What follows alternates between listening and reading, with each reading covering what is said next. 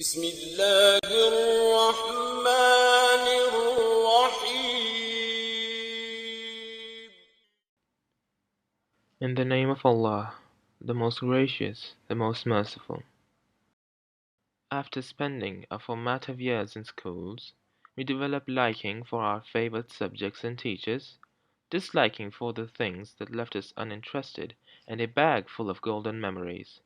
Our lives become molded by our daily timetables followed, and we emerge as knowledgeable men and women in the end.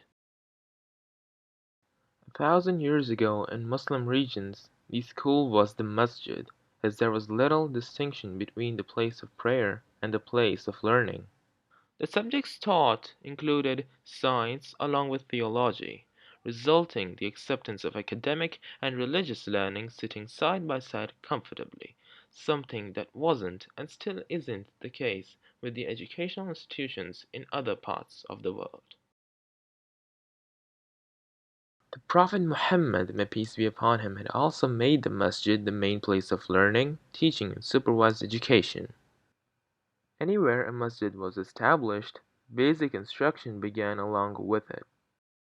The Prophet also sent teachers of the Quran, known as the Ahlul Ilm, meaning people of knowledge, to various Arab tribes.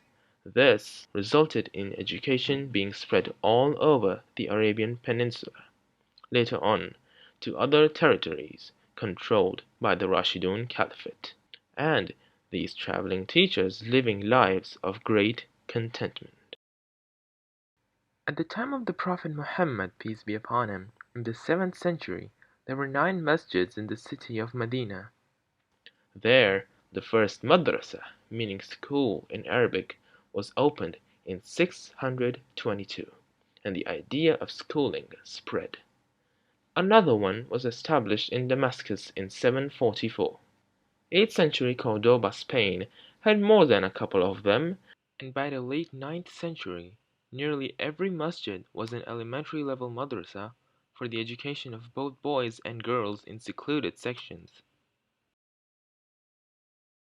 Ahmad Shawqi, a famous Egyptian poet, quotes in his poem, "Stand up for your teacher and honor him with praise, for the teacher is almost a prophet.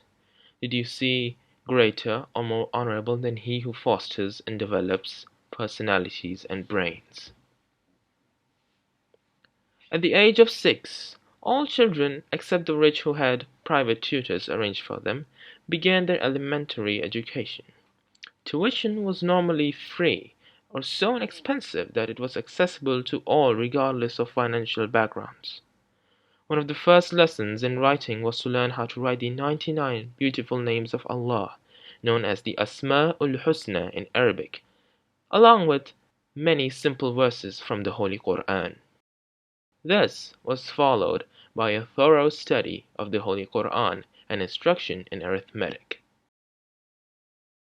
By the 10th century, teaching was moving away from the masjid and in the teacher's house, which meant that gradually schools developed.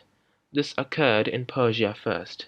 Then, by 1066, the Seljuks of the Seljuk Empire had built the first Nizamiya madrasa, named after its founder, Wazir Nizamul Mulk of Baghdad. This was the first madrasa that had a separate building for teaching. However, established madrasas with designated salaries for the teachers had been present since the early days of Islam. The 4 levels of schooling. As the madrasas developed, they could be divided into 4 categories depending on what they taught at what level. These were regular high madrasas, houses of readers, houses of hadith, as well as madrasas of medical studies. Regular madrasas, which were the most common and found in every village, taught general subjects and were the equivalents of primary schools. Completing their education from them, students could then enter the high madrasa. The Dar al-Qurra, meaning house of readers, was a higher level madrasa which taught proficiency in the Arabic language and in the kitaba and qira'ah, meaning writing and reading, of the Holy Quran. This school also trained imams and muezzins. The Darul Hadith, meaning the house of Hadith, specialized in teaching and researching the Ahadith, which are the sayings of the Prophet Muhammad, peace be upon him. Students from this madrasa were qualified to work in religious institutions. The first school dedicated solely to teaching medicine was established in Damascus in 1231. Prior to that, medical training was carried out in hospitals and through apprenticeships. Medical schools were not widely established until the 16th century during the reign of the 10th Ottoman Sultan, Suleiman the Magnificent, also known as Kanuni Sultan Suleiman or simply Suleiman al-Kanuni. During the later ages, like many Muslim buildings comprising of Islamic architecture, madrasas were constructed with little expense spared. Most of them had a courtyard with 1, 2, 3, or 4 ivans, which were used for lessons as well as prayer halls, living accommodation in individual rooms, along with an ablution complex. The state or the ruling Khalifa, meaning Caliph, exerted some supervision over teaching, and teachers were required to get permission before they could teach. A 14th century Muslim educator, Ibn al-Hajj, had much to say about the madrasa. The madaris should be in the bazaar or a busy street and not in a secluded place. It is a place of teaching and not an eating house, so the boys should not bring food or money. In the organization, a teacher must have a deputy to set the class in their places, the visitors according to their rank, to waken the sleepers, to warn those who do what they ought not or omit what they ought to do, and bid them listen to the instruction. In class, conversation, laughing, and jokes are forbidden. Ibn Battuta, the famous 14th century traveler and explorer, talks about a student who was supported 100%. Anyone who wishes to pursue a course of studies or to devote himself to the religious life receives every aid to the execution of his purpose.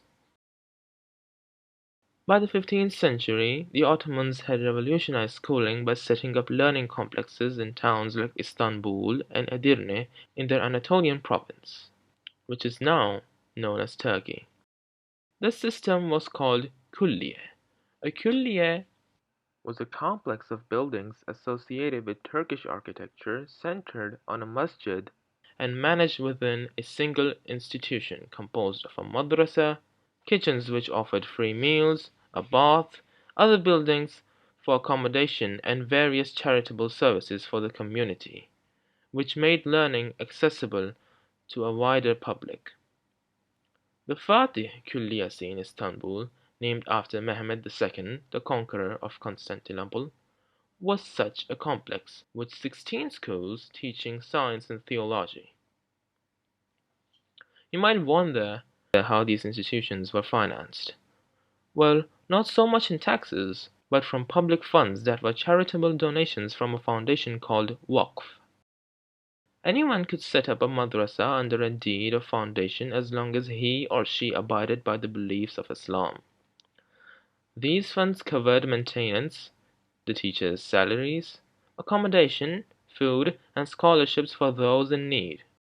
Because education was held in such a high esteem in the Muslim society, money was given generously and learning flourished.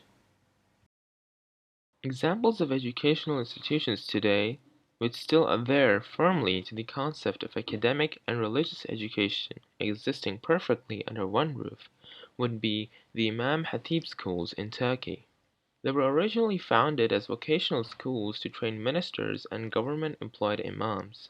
Now, after numerous reforms, they are divided into different levels and teach both academic and Islamic subjects to male and female students. Subjects taught there include everything from mathematics and science to Quran and Hadith studies. One of the most notable alumni from these schools would be the current president of Turkey, Mr. Recep Tayyip Erdogan. whose ruling party, the AKP, has introduced many more academic reforms to develop the quality of education at the Imam Hatib schools. Here are the words of educator E. H. Miles.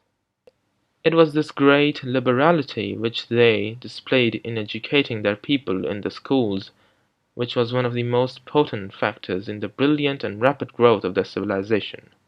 Education was so universally diffused that it was said to be difficult to find a Mohammedan who could not read or write.